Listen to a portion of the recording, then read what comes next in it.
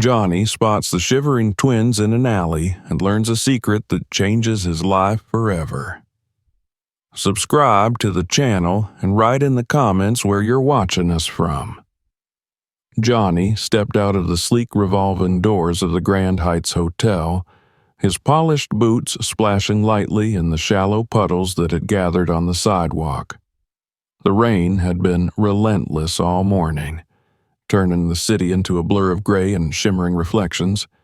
Cars honked impatiently, their headlights cutting through the misty air, while umbrellas bobbed along the crowded streets like dark, blooming flowers.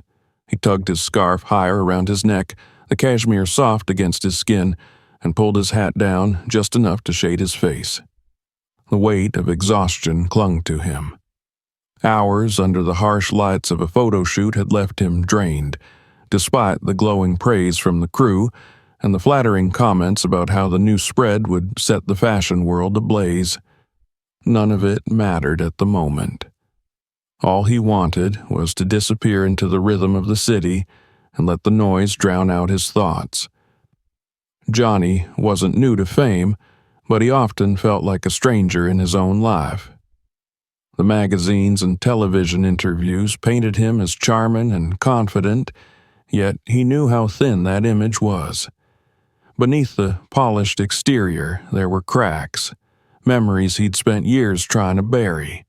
He shook off the creeping melancholy and started walking, his steps quickening as the cold drizzle began to seep through his coat. The alley caught his attention before he even understood why. It wasn't the kind of place anyone lingered in, a narrow, shadowed gap between two towering buildings littered with discarded cups and damp cardboard. Yet something made him glance sideways. Movement. A flicker of motion beneath the dim glow of a flickering streetlight. He paused, instinct tightening in his chest. At first, it seemed like nothing but a pile of rags huddled against the brick wall. But then he saw the eyes, wide, frightened eyes staring back at him. Two pairs, a boy and a girl, crouched under the scant shelter of a tattered awning. Johnny's breath hitched.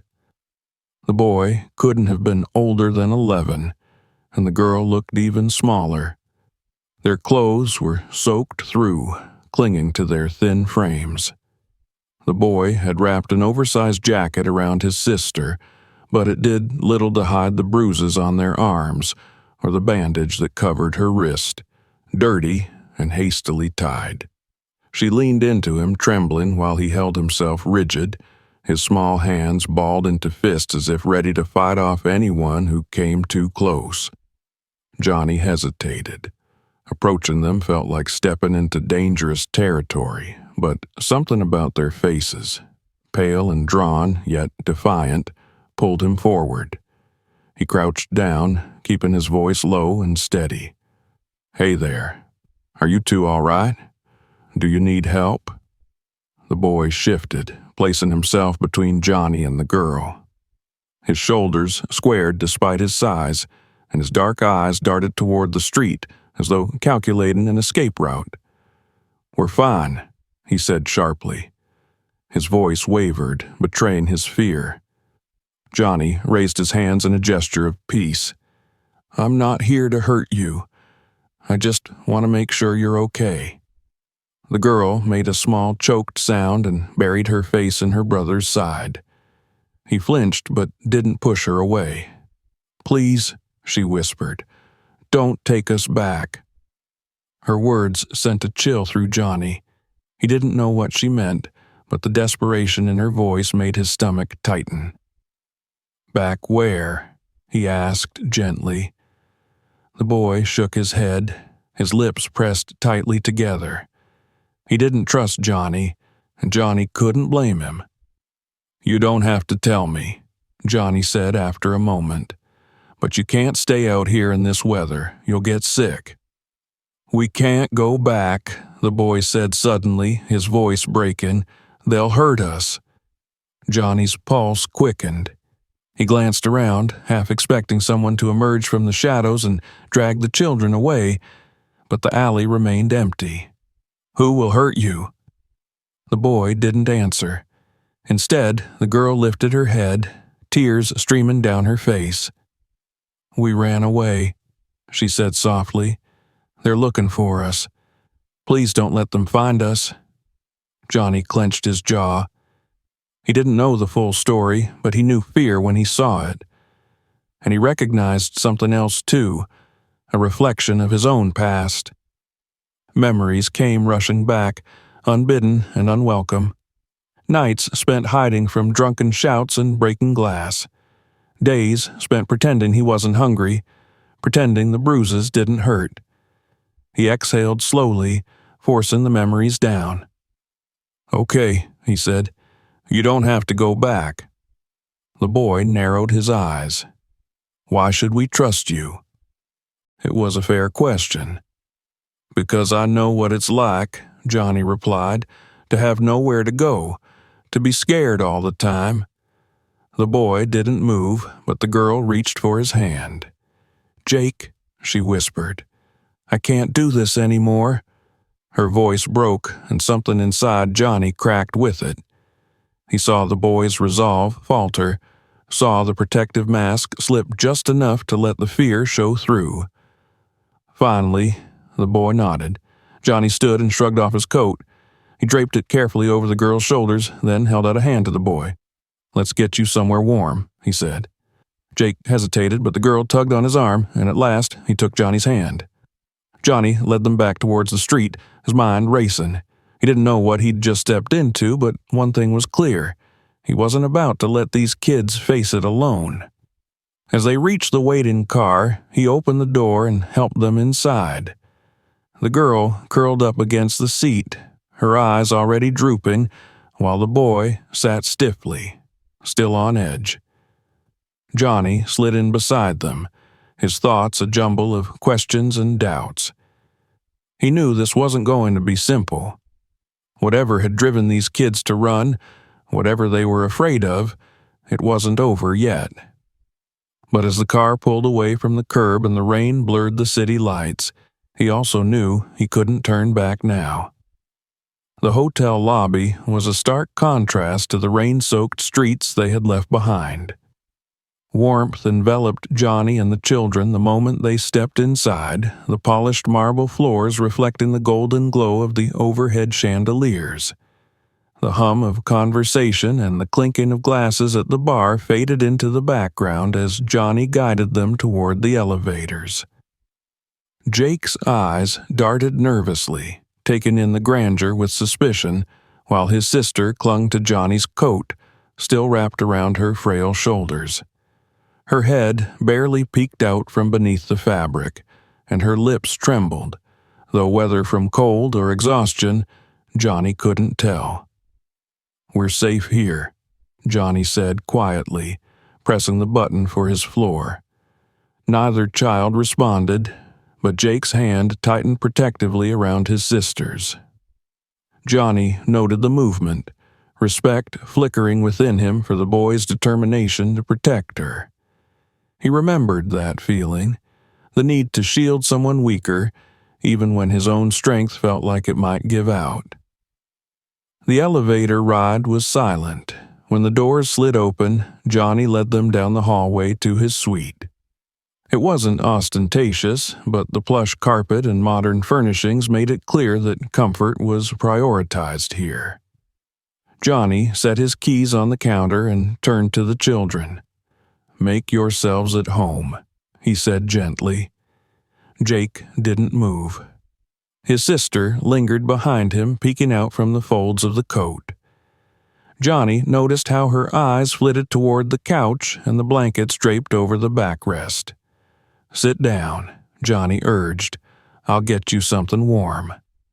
This time, the girl obeyed, sinking into the couch with visible relief. Jake hovered beside her, still watchful. Johnny stepped away, giving them space while he ordered room service. Soup, bread, and hot chocolate, the kind of comfort food he'd craved during the worst days of his own childhood. As he hung up the phone, he caught Jake eyeing the door. "You don't have to run," Johnny said, Not anymore. Jake stiffened but didn't argue. The food arrived quickly, steam curling up from the bowls as Johnny carried the tray into the living room. The smell alone seemed to break down some of Jake's defenses. His sister perked up immediately, her wide eyes fixed on the soup. "It's okay," Johnny said. "Eat." They didn't need further encouragement.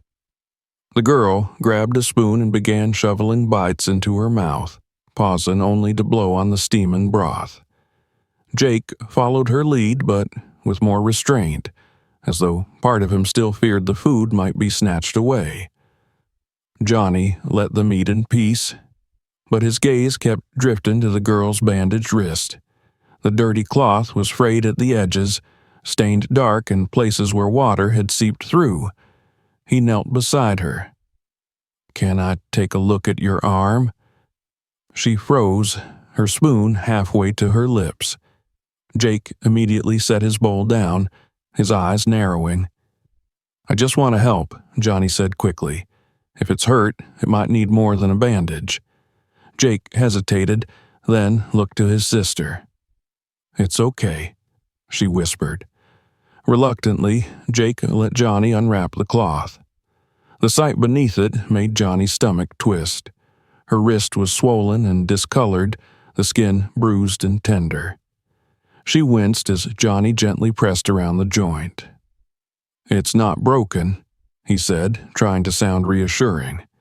"But it might be sprained or dislocated. We need someone to check it properly." Jake shook his head. "No doctors." Johnny didn't argue, but he reached for his phone. "I know someone who can help without asking questions." The children said nothing as he made the call. 20 minutes later, a knock at the door announced the arrival of Dr. Warren, a friend and former medic who often helped Johnny when privacy was essential. The children tensed as the older man entered, his doctor's bag slung over one shoulder. "This is Dr. Warren," Johnny said. "He's just here to help."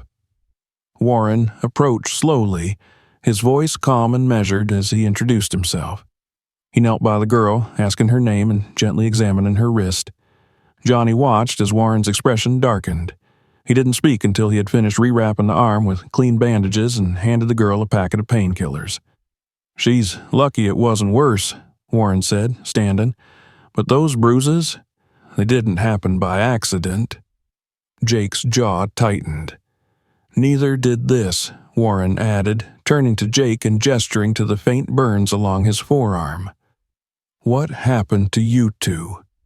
The girl's eyes welled up again, but it was Jake who finally spoke. "They hurt us," he said softly, "all the time." Warren exchanged a look with Johnny. "This isn't something you can fix with soup and bandages." Johnny nodded grimly. "They can't go back there." Jake's voice cracked as he added, "We won't." Over the next hour, the story spilled out in pieces. Their foster parents had taken them in months earlier, but quickly revealed a darker side.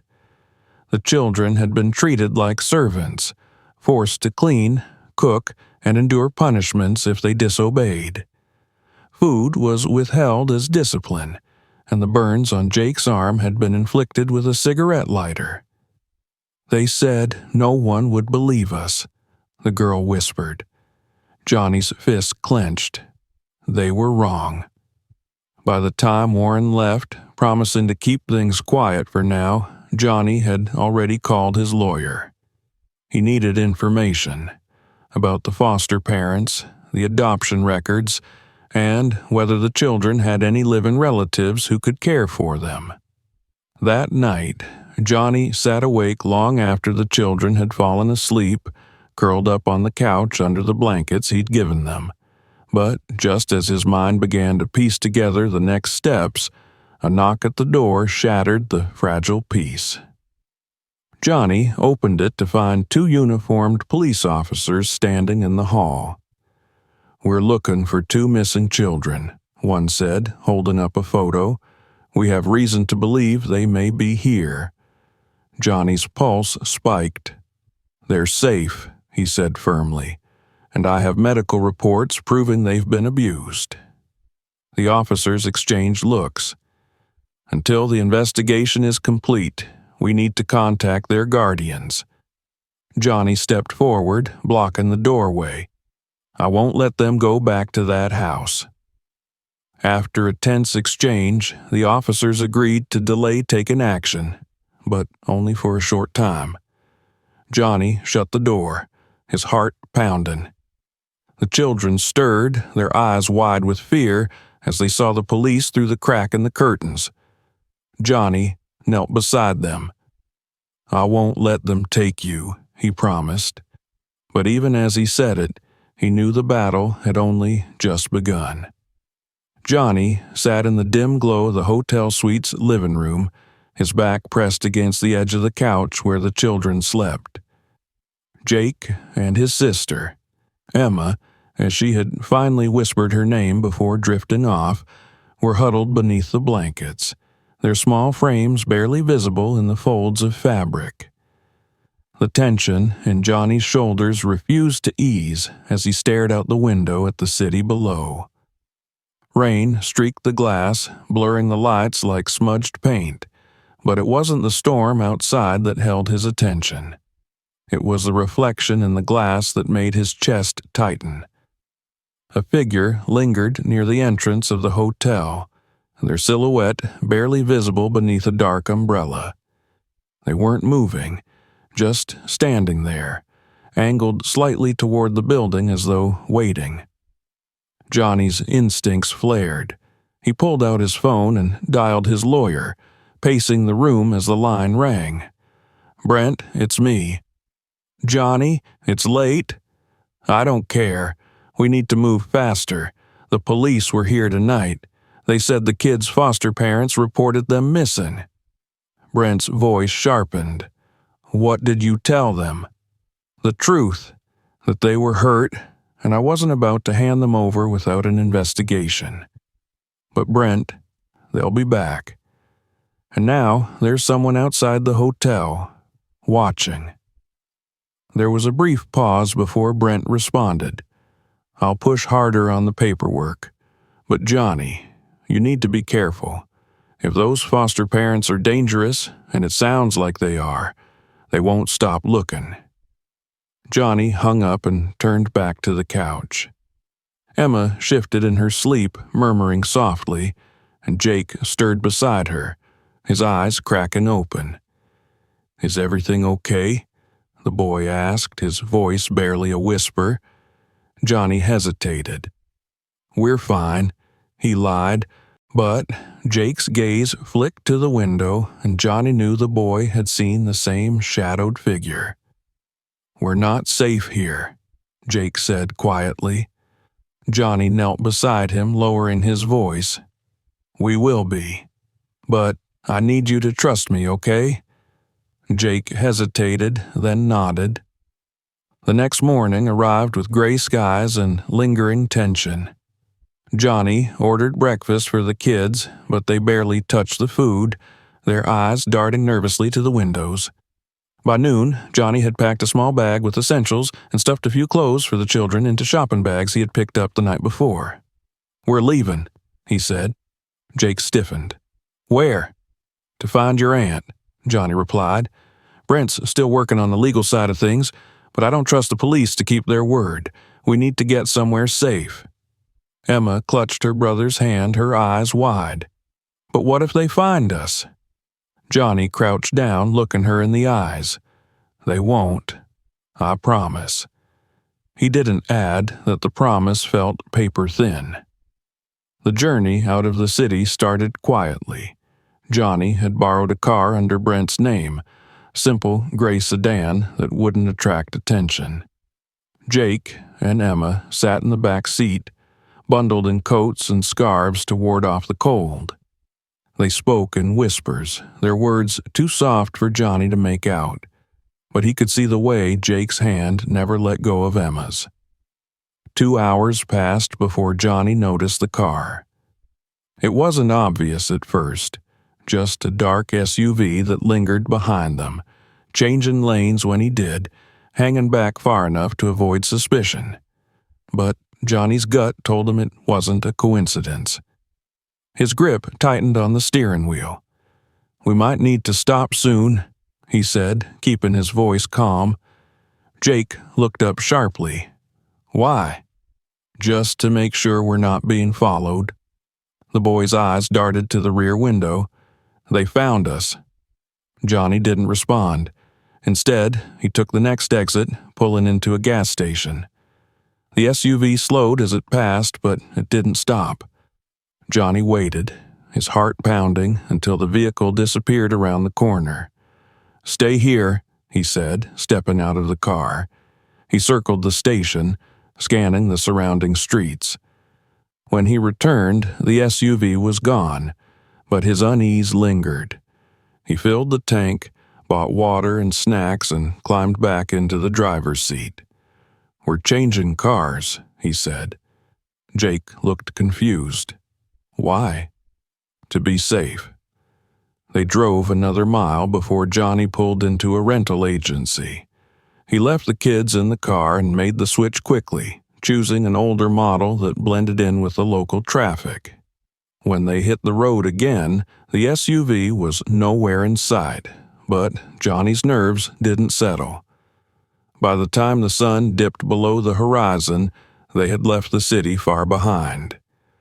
Rolling hills and stretches of forest replaced the urban sprawl, but the weight in Johnny's chest only grew heavier. He didn't know what he had gotten himself into, but it was clear the people they were running from weren't giving up. As night fell, Johnny spotted an abandoned warehouse near the edge of a small industrial town. It wasn't ideal, but it would have to do. He parked inside and shut off the engine. "We'll stay here for the night," he said. Jake didn't argue.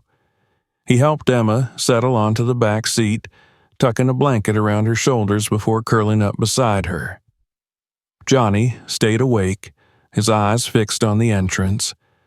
Every creak and distant sound set his nerves on edge, but the night passed without incident. By morning, Emma woke first. She sat up, rubbing her eyes, and looked at Johnny. "Are we almost there?" she asked. Johnny smiled faintly. "Almost." But the truth gnawed at him. This wasn't over, not by a long shot, and the longer they ran, the closer the danger seemed to get. The narrow country road stretched endlessly ahead, flanked by fields of tall grass and occasional clusters of trees. The sun hung low in the sky, casting long shadows that seemed to creep alongside the car as Johnny drove. The tension in the vehicle was palpable, even with the soft hum of the tires against the asphalt and the occasional rattle of loose gravel. Jake sat in the back seat, his arms crossed tightly over his chest, his eyes fixed on the road behind them as though expecting the dark SUV to reappear at any moment. Emma leaned against him, her head resting on his shoulder, her breathing shallow but steady. She had fallen asleep again, not long after they left the abandoned warehouse, exhaustion overriding her fear. Johnny glanced at the rearview mirror for what felt like the 100th time. No sign of pursuit. Not yet, but the knot in his stomach refused to loosen. "How much farther?" Jake's voice broke the silence. "Not long," Johnny replied. "Maybe 15 minutes." Jake didn't respond, but his gaze lingered on the window as the trees gave way to open land. Johnny's mind raced as he rehearsed the plan. Brent had confirmed that the children's aunt, Margaret Lewis, still lived in the small farmhouse just outside town. She'd tried to fight for custody after the children's parents died, but the foster system had overruled her, placing them with a couple that seemed perfect on paper. Margaret had filed complaints, but they'd been dismissed. Now, Johnny hoped she was still willing and able to take them in. When the house finally came into view, Johnny felt a flicker of hope. It was a modest home, weathered but well kept, with a porch that wrapped around the front and a garden that was beginning to show signs of spring. A wind chime hung near the door, clinking softly in the breeze. Jake shifted beside Emma, nudging her awake as the car slowed to a stop. She blinked groggily, her eyes widening as she saw the house. "Is this it?" she whispered. Johnny nodded. "Stay here for a minute," he said, stepping out of the car and walking toward the house. He knocked twice, then waited. The door opened slowly, revealing a woman in her early 40s with tired eyes and streaks of gray in her dark hair. She wore a loose sweater and jeans, her hands wiping flour off on a dish towel as she studied him warily. "Can I help you?" "Margaret Lewis?" Her eyes narrowed. "Who's asking?" "My name's Johnny Reed. I have Jake and Emma in the car." Her expression shifted instantly from suspicion to shock. "What?" She pushed past him, her eyes darting toward the car. "They're here? They're okay?" Johnny stepped aside as she hurried to the vehicle. The moment Jake saw her, he tensed but didn't move. Emma, however, burst into tears and scrambled out of the car, flinging herself into Margaret's arms. "Aunt Maggie!" Margaret knelt, wrapping her arms around the girl and holding her tightly. "It's okay, sweetheart. You're safe now." Jake climbed out more slowly, his shoulders rigid. Margaret's eyes filled with tears as she reached for him, but he hesitated before allowing her to hug him. Johnny stayed back, letting them have their reunion. But as Margaret led them inside, she turned back to him. "You'd better come in too." The interior of the house was cozy, filled with mismatched furniture and the smell of baking bread. Margaret settled the children on the couch, wrapping Emma in a blanket before sitting down across from Johnny at the kitchen table. "Start talking," she said. Johnny laid it all out: the abuse, the injuries, the night they'd fled. Margaret's expression darkened with each detail, her hands clenching the edge of the table. "I knew it," she whispered. "I told them something wasn't right with those people, but no one would listen." Her voice broke, and she covered her mouth, her shoulders trembling. Johnny gave her a moment before continuing. "The police are looking for them," he said. "Their foster parents reported them missing, but I've got a lawyer working on it.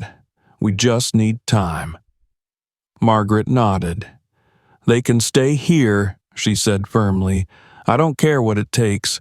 I'm not letting them go back." Johnny exhaled, relief flooding through him, but it was short-lived. A knock at the door made Margaret freeze. "Expecting anyone?" Johnny asked. She shook her head. Johnny stood, motioning for her to stay put as he approached the door. Through the peephole he saw a man in a suit, flanked by two uniformed officers. His stomach sank. "Stay with the kids," he said quietly, then stepped outside, closing the door behind him. "Mr. Reed?" the man asked. "That's me. I'm Detective Harris. We need to talk about the children you brought here." "They're safe," Johnny said firmly, "and I have medical reports to prove they were being abused. We're aware of the allegations, but we need to follow procedure. Their foster parents have filed charges: kidnapping, trespassing." Johnny clenched his fists. "They're the ones who should be in jail." Harris didn't flinch. "This isn't up to me. We need to take the children into protective custody while the investigation continues." Johnny's pulse quickened. "No, not until the investigation is finished." Before Harris could respond, Margaret stepped outside, her voice shaken. "They're staying with me. I'm their family." Harris hesitated, clearly caught off guard. "We'll need documentation to verify that." Johnny cut in. "My lawyer's already handling it. You'll have the paperwork by tomorrow." Harris studied him, then nodded reluctantly. "You've got 24 hours." As they left, Johnny turned back to Margaret, who looked pale but determined. "They're not taking them," she said. Johnny placed a reassuring hand on her shoulder, but his mind was already racing. He had one day to make sure the children were legally protected and to prepare for whatever might come next. The morning light seeped through the thin curtains, bathing Margaret's modest living room in a soft glow. Johnny sat at the kitchen table, papers spread out before him as he reviewed the legal forms Brent had sent over during the night. His coffee had long gone cold, but he hadn't touched it in hours. His focus remained on the documents, the petitions, affidavits, and medical reports that painted a horrifying picture of what Jake and Emma had endured. Margaret moved quietly around the kitchen, occasionally glancing toward the couch where the children still slept. They had been restless throughout the night, tossing and turning as if even in sleep they couldn't escape the fear that had followed them for so long. "They don't stop shaking," Margaret said softly, breaking the silence, "even when they're asleep." Johnny looked up, the lines of exhaustion clear on his face. "They've been through too much," he replied. "It's going to take time." Margaret nodded, though her expression was shadowed with worry. "Do you really think we can keep them here?" Johnny wanted to give her the reassurance she needed, but the truth was messier than either of them wanted to admit.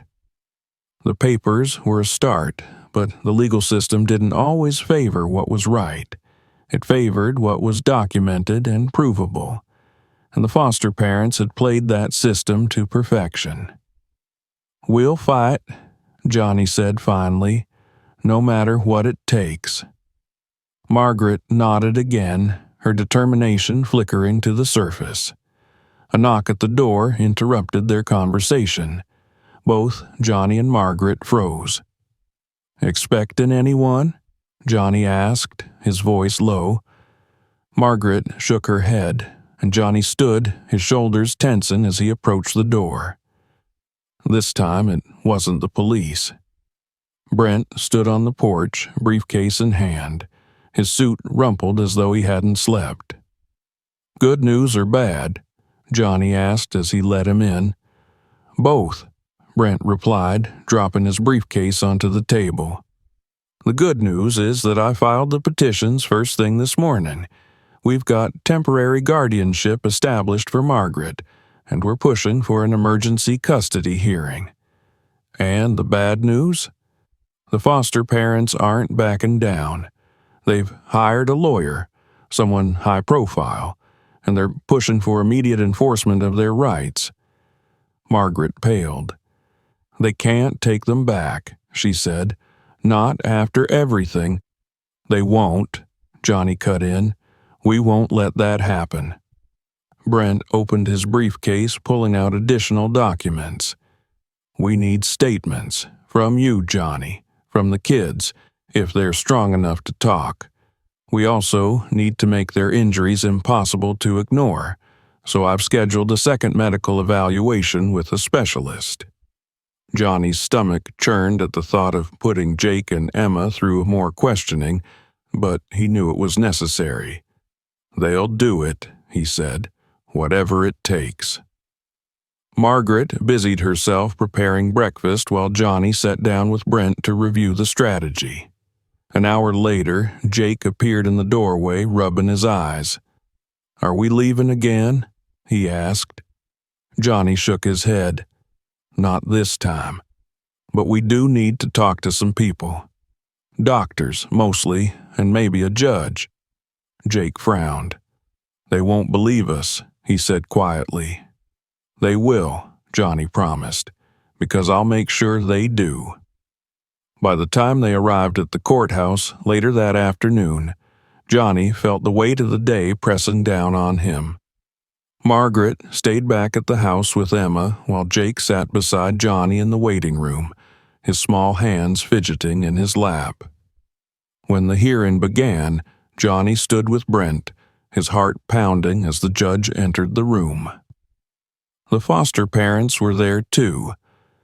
Johnny's fists clenched at the sight of them, primly dressed, their expressions carefully composed as though they hadn't been the ones responsible for the bruises and burns. Their lawyer spoke first, painting a picture of devoted caretakers who had been unfairly accused and whose reputations were now at risk. Johnny could barely contain his anger. When it was his turn, he stepped forward and faced the judge. "I'm not a lawyer," Johnny began. "I'm not a social worker or a case manager, but I know what it looks like when someone is scared for their life, and I know what it feels like to be told that no one will believe you." He glanced toward Jake, who sat quietly with Brent. "I didn't find these kids on the street because they were acting out. I found them because they were running for their lives. And when you look at the evidence, the bruises, the burns, you'll see the truth. They're not safe with those people." The foster parents' lawyer objected, calling Johnny's words emotional and speculative. Brent countered by presenting the medical reports, along with statements from the doctor who had treated them and photographs documenting their injuries. The judge listened carefully, asking questions and reviewing the evidence before calling for a recess. Johnny left the courtroom feeling the weight of the foster parents' glares burning into his back. "You think it's enough?" Johnny asked Brent once they were outside. "It's a start," Brent replied, "but this isn't over yet." They returned to the house that evening, exhausted but hopeful. Margaret hugged Jake and Emma tightly, tears streaming down her face as Johnny recounted what had happened in court. But as they sat down to dinner, Johnny's phone buzzed. It was Brent. "They're fighting back harder than we thought," he said. "They're pushing for a criminal case against you, kidnapping, interference with custody. They're not just trying to take the kids back, they're trying to take you down." Johnny's stomach dropped. "What do we do?" "Keep fighting," Brent said, "and prepare for the worst." Johnny hung up and turned to Margaret. "This isn't over," he said. Margaret nodded, but Johnny could see the fear in her eyes. He looked at the children, at Emma, who was finally starting to smile, and at Jake, who still carried the weight of the world on his shoulders, and vowed that no matter what happened next, he wouldn't let them go back. Not now. Not ever. The hum of the car engine filled the silence as Johnny pulled into Margaret's gravel driveway. The faint crunch of tires against stone seemed unnaturally loud after the long, tense day at court. The sun had set hours ago, leaving the world bathed in pale moonlight, and the windows of the farmhouse glowed softly in the darkness. Jake and Emma sat quietly in the back seat, their faces pale and drawn. The day's events had taken their toll, and the exhaustion in their eyes mirrored Johnny's own weariness. But there was something else beneath the fatigue, a fragile sense of hope that hadn't been there before. Margaret appeared on the porch as Johnny shut off the engine. Her arms were crossed, and though her expression was guarded, the relief in her eyes was unmistakable. "Come on," Johnny said softly, opening the back door. "Let's get inside." Emma climbed out first, clutching the worn stuffed rabbit Johnny had picked up for her at a gas station earlier in the week. Jake followed, his gaze darting toward the shadows at the edge of the property before he stepped closer to Johnny. Margaret ushered them inside, locking the door behind them as Johnny dropped his keys on the kitchen table. The smell of freshly baked bread lingered in the air, but no one mentioned food. "Well?" Margaret asked, her voice tight. Johnny exhaled, leaning against the counter. "We won the first battle," he said, "but it's not over." Margaret sank into one of the kitchen chairs, pressing a hand to her forehead. "They'll keep fighting," Johnny continued. "Brent thinks they're going to drag this out as long as they can. Maybe even try to use the media to make us look like the villains." Margaret's eyes flashed. "They won't win," she said fiercely. "Not this time." Johnny glanced toward the living room where Emma was already curled up on the couch with a blanket, her eyes heavy with sleep. Jake hovered nearby, still too tense to relax completely. "We need to make this place feel safe for them," Johnny said, "and we need to be ready for whatever comes next." Margaret nodded. "We'll do whatever it takes." The following days settled into a fragile routine. Margaret focused on making the house feel like home, cooking meals and filling the shelves with books and toys. Johnny stayed busy on the legal front, working with Brent to prepare for the next hearing and gathering more evidence against the foster parents. Jake remained cautious, rarely leaving his sister's side, but Emma began to open up. She followed Margaret around the house, asking questions about the garden and the animals on the small farm. Her laughter, though rare, was enough to remind Johnny why he had started this fight in the first place. But even as the children began to adjust, Johnny couldn't shake the feeling that trouble was still coming. It started with the phone calls. At first, they were easy to dismiss, wrong numbers and hang-ups. But then the messages began. "You can't hide them forever." Johnny erased the first one before Margaret could hear it. The second message was worse. "They belong to us, and we'll take them back." Johnny immediately called Brent, who promised to report the threats to the police. But Johnny knew that the foster parents were smart. They wouldn't leave a trail. The breaking point came 3 nights later. Johnny woke to the sound of shattering glass. He was out of bed in seconds, grabbing the baseball bat he'd kept by the door ever since the calls had started. Margaret met him in the hallway, her face pale. "They're in the yard," she whispered. Johnny moved quickly, checking the locks and ushering the children into the back room. Jake's eyes were wide with fear, but he didn't cry. Instead, he grabbed Emma's hand and held it tightly. Johnny stepped outside, his heart pounding. The yard was empty, but the broken window on the side of the house told him everything he needed to know. Someone had been there, and they'd wanted him to know it. The police arrived quickly, but there was little they could do. The officer took notes and promised to increase patrols in the area, but Johnny knew it wasn't enough. "They're trying to scare us," Margaret said after the officers left. Johnny nodded. "It's working." But fear wasn't enough to stop him. The next morning, Johnny doubled down. He installed new locks and security cameras around the property, and Brent filed a motion for a restraining order against the foster parents. It wasn't long before the media caught wind of the case. News crews showed up outside the courthouse, snapping photos and shouting questions whenever Johnny arrived for hearings. The foster parents painted themselves as victims, claiming they had loved the children and only wanted them back. But Johnny had something they didn't: evidence. The medical reports, the bruises and the burns told a story that couldn't be ignored. And when Jake finally testified, his voice shaking but steady, the tide began to turn. "They heard us," he said. "They said no one would believe us."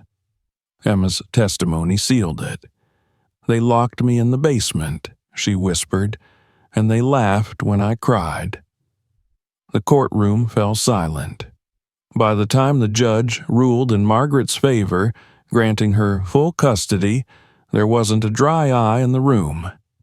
But Johnny knew the fight wasn't truly over. Not yet. That night, as the children slept soundly for the first time in months, Johnny sat on the porch with Margaret. "They're safe now," she said softly. Johnny nodded. "For now." Margaret turned to him. "You can't keep doing this," she said, "putting yourself in danger." Johnny looked out at the horizon, the first hint of dawn breaking through the darkness. Someone has to. And as the sun rose, Johnny knew that this fight, the fight to protect kids like Jake and Emma, was only just beginning. The morning sunlight spilled through the kitchen window, casting soft golden rays across the wooden table where Johnny sat with a cup of coffee. The farmhouse was quieter now, the echoes of fear and uncertainty gradually fading into the past. Outside, birds sang in the trees, their melodies blending with the faint rustle of leaves in the breeze. It was a sound Johnny hadn't noticed before, a sign, perhaps, that the tension in his chest was finally beginning to ease. Margaret moved about the kitchen, humming softly as she prepared breakfast. The smell of eggs and bacon filled the air, making the house feel alive in a way it hadn't before. Jake and Emma were still upstairs, sleeping later than usual, but Johnny didn't mind. They deserved the rest. It had been 2 weeks since the judge granted Margaret full custody. 2 weeks since the foster parents had stormed out of the courtroom, their protests drowned out by the sound of the gavel. Johnny could still see the relief in Margaret's eyes when the ruling came down, the tears she'd fought to hold back as she hugged the children. But even as the legal battle ended, Johnny knew the scars would linger. Jake still double-checked the locks every night before bed, and Emma flinched at sudden noises, her small body tensing until Jake reached for her hand. They were safe now, but safety didn't erase the memories.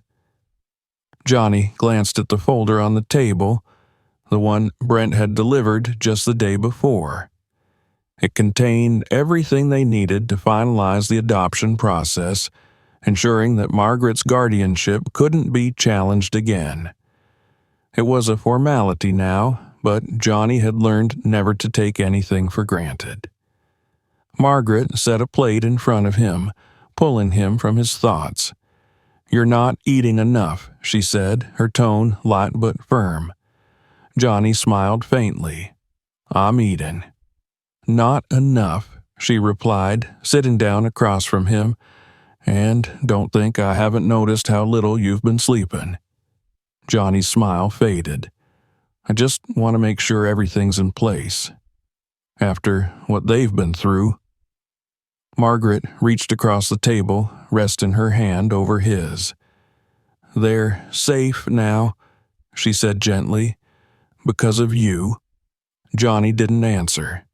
Instead, he looked out the window, his gaze lingering on the horizon. Later that day, Johnny found himself in the backyard, watching as Jake kicked a soccer ball around while Emma twirled in circles with her stuffed rabbit. The sight made his chest tighten, not with fear this time, but with something closer to pride. They were starting to heal, slowly but surely. Jake paused, noticing Johnny watching him. "Do you want to play?" Johnny grinned. "Think you can take me?" Jake's eyes lit up with the competitive fire Johnny had come to admire in him. "You're old," Jake said, smirking, "old enough to know how to win." They played until the sun dipped low in the sky, and for the first time in weeks, Johnny felt a weight lift from his shoulders. He wasn't just protecting these kids anymore. He was helping them reclaim their childhood. That evening, Margaret handed Johnny an envelope as they sat on the porch. "What's this?" he asked. "Something the kids wanted you to have?" Johnny opened it carefully, pulling out a handwritten letter. "Dear Johnny, thank you for saving us, for believing us when no one else did, for keeping us safe. We're not scared anymore because we know you're always there. We love you."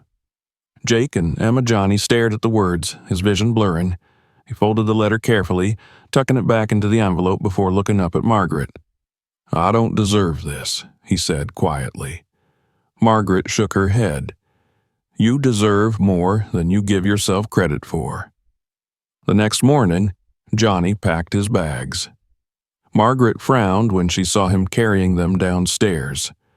"You're leaving?" "For a little while," Johnny said, "but I'll be back." Jake and Emma stood in the doorway, their faces falling as they realized what was happening. "Why?" Emma asked, her voice trembling. Johnny knelt down, meeting her eyes. "Because there are other kids out there who need help. Kids like you, and I can't turn my back on them." Tears welled up in Emma's eyes, and Jake stepped forward, his expression serious. "You promise you'll come back?" Johnny nodded. "I promise."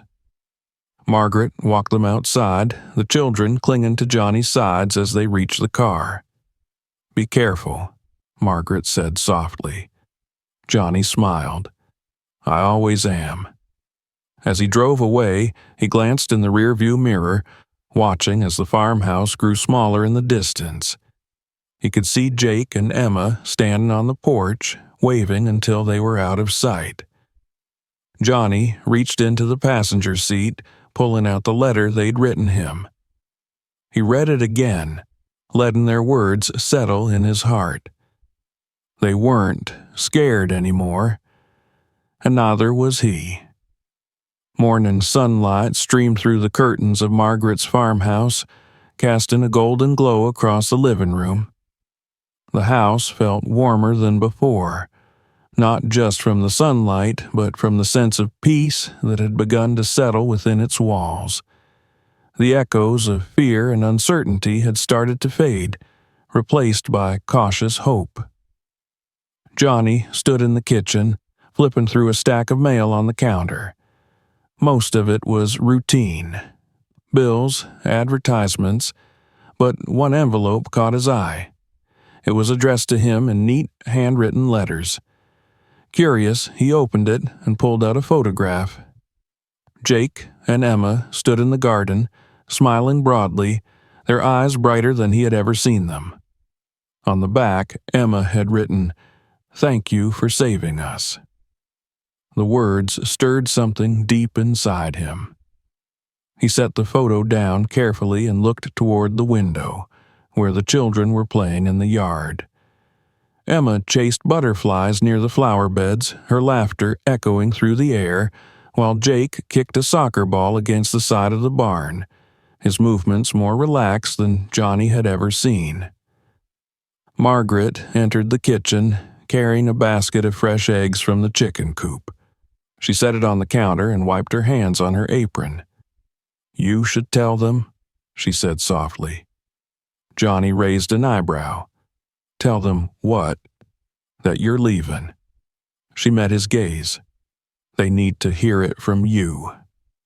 Johnny exhaled, leaning against the counter.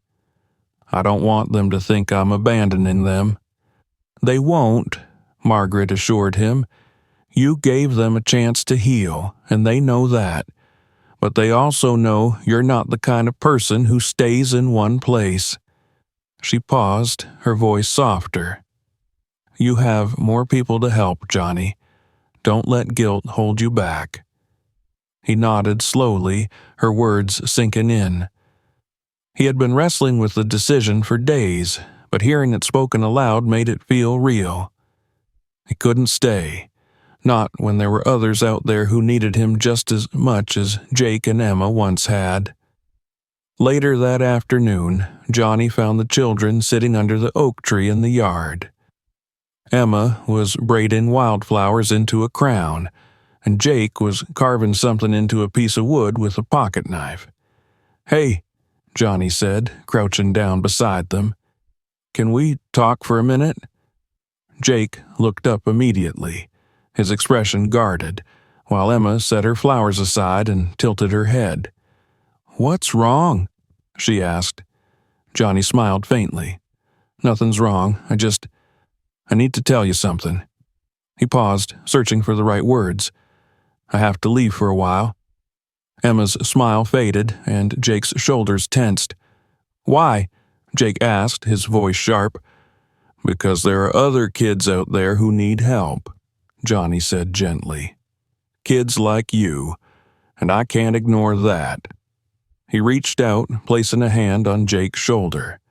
"But that doesn't mean I'm leaving you forever. I'll come back to visit, I promise." Emma's eyes welled with tears, but she nodded. "You promise?"